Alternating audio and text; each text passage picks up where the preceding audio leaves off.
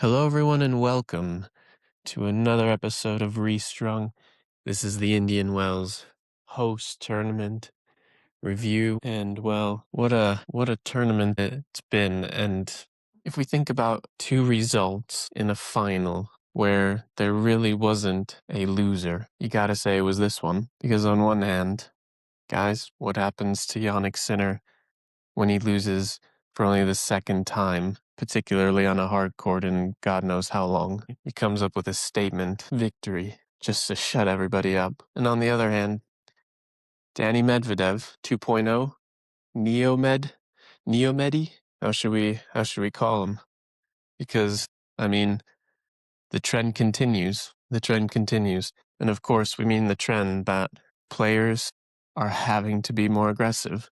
They're realizing that if they're going to have any chance at beating the likes of Alcaraz and Sinner, that they're going to have to do it by taking it to them, really almost beating them at their own game, being aggressive, serving well. Obviously, the difficulty is in execution, being able to do that really on consecutive days, likely probably over 6 hours, 6 or 7 hours. And that's where it becomes difficult, even for players as brilliant as Daniil Medvedev. And let's not forget as well, he also had to overcome a resurgent Jack Draper in the process. But really, a lot of feel-good stories this tournament. And we just highlighted 3.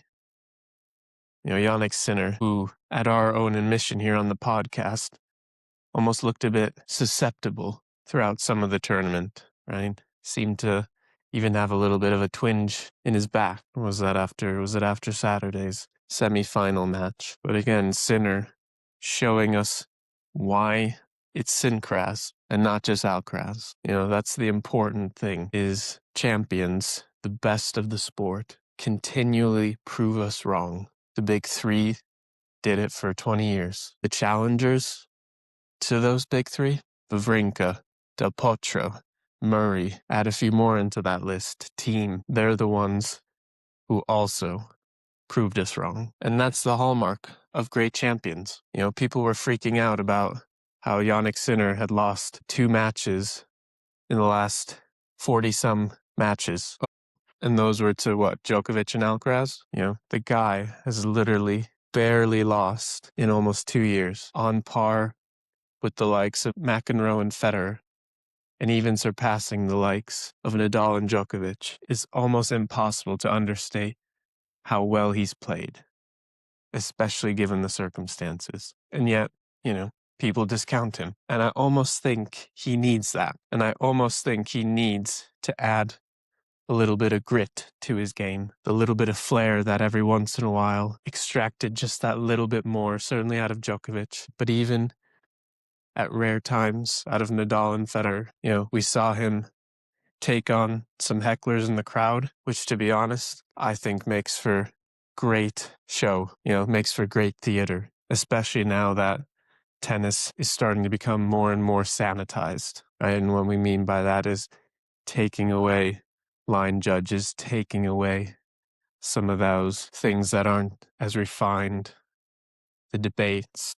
But it's seriously impressive. And he continues to slowly eat into that lead from Alcaraz. And it just sets us up so nicely for the coming, not just Miami Masters 1000 event, but also the clay court season. If we look at Medvedev, he's played better than I can't even really remember. He played some great tennis in kind of 21, 22. He played some great tennis in the summer of 2019, running up to the US Open, where he narrowly missed out when he was overcome by Nadal in the 5 sets. But I like the dimensions. Again, the willingness of these players to try and take these 2 generational talents on, especially when it's kind of against the grain of what their natural playing style is. It's so impressive. It's almost like a power hitter in baseball starting to bunt. And of course, I'm deliberately exaggerating, but it's just so impressive because it shows that even though these guys, especially at the top, make millions, their drive and their competitive spirit ultimately wins out. And that's just so impressive. And it sets us up nicely for Miami, which will preview in another episode, but it makes for such entertaining tennis. And really, we've seen now that it really just depends on the day who's able to execute better. I mean, if we take a look at the run of the final, especially in comparison to Medi's semifinal with Alcaraz, really it's just a couple of points in it. Appreciate it was only 2 sets, but really it was only a couple of points in it. And as the match went on, you could see how Sinner began to gain the upper hand and how Medvedev struggled to hold that baseline, to hold that aggressive position. And that's just down to execution. That's just down to Sinner, A, being Sinner, and B, being able to do it, being able to execute that kind of high level repeatedly and consistently. And that's what's impressive. And that, when Medvedev, even Zverev, to some extent, look back in the brief time that they have between Indian Wells and Miami, and will say, you know what, strategically, I think we hit it pretty spot on, but it comes with execution, right? Zverev can execute that kind of strategy against 95% of players on tour, probably even more, 98, or let's say 97 out of the top 100. Where he struggles are the guys who now and repeatedly over the years are able to dictate, to take the ball early, to continue to be aggressive.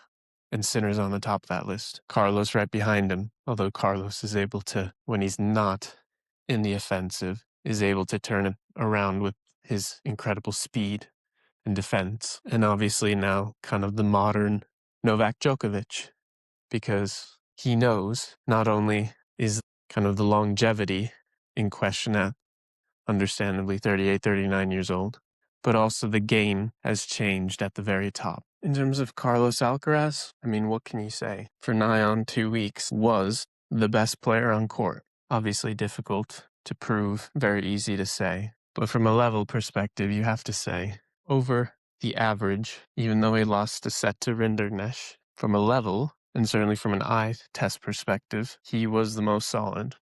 He was the most impressive. And it looked very much like who was going to stop him. And the talk very much was, I don't think anyone can stop him. Of course, until Medvedev laid down the hammer. Another interesting thing when we look at Alcaraz's tournament, and really the past 3 tournaments of the season, kind of these first 3 tournaments of the season, I should say, is Alcaraz might be the most gifted, raw athlete on tour. You know, the sort of statements that were said about players like Gael Monfils 15 years ago, from a raw athletic ability, the speed, the endurance, the power. But you have to wonder, and not just in a clickbait kind of way or trying to come up with a story where there is none, but you have to wonder if we're getting to the limits of what's humanly and physically possible. And what is meant by that is, obviously, in Australia against Zverev, in the heat, there was cramping. Doha, a shorter tournament, seemed okay. But in the semifinal, again, he just seemed not entirely himself.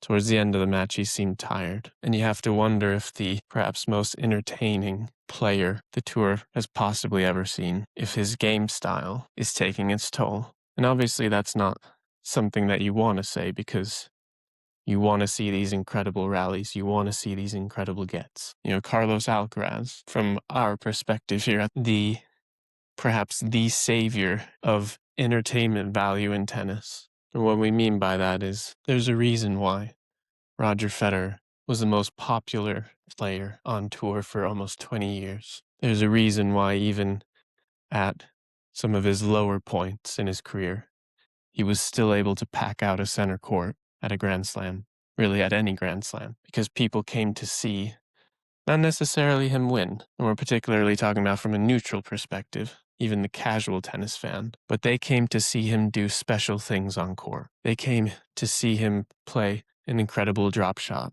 hit a tweener, go around the net post, fake someone out, hit 4 aces in under a minute in one service game. You know, when he left, people clung on to Rafa and Novak because they were icons. But the thing that tennis really, more than anything, more than competition, more than skill on tour. What it potentially really was going to suffer from was entertainment value. That player that would ultimately bring fans into the stands and produce those sellout events, those sellout attendances. And that's where Carlos Alcaraz has clearly, more than any other player, taken up that mantle. He's taken on that role. And you wonder, with what we've seen, seemingly from a physical perspective, let's not forget, Carlos Alcaraz, he's not 19 anymore, right? We're not back at the 2023 French Open where his body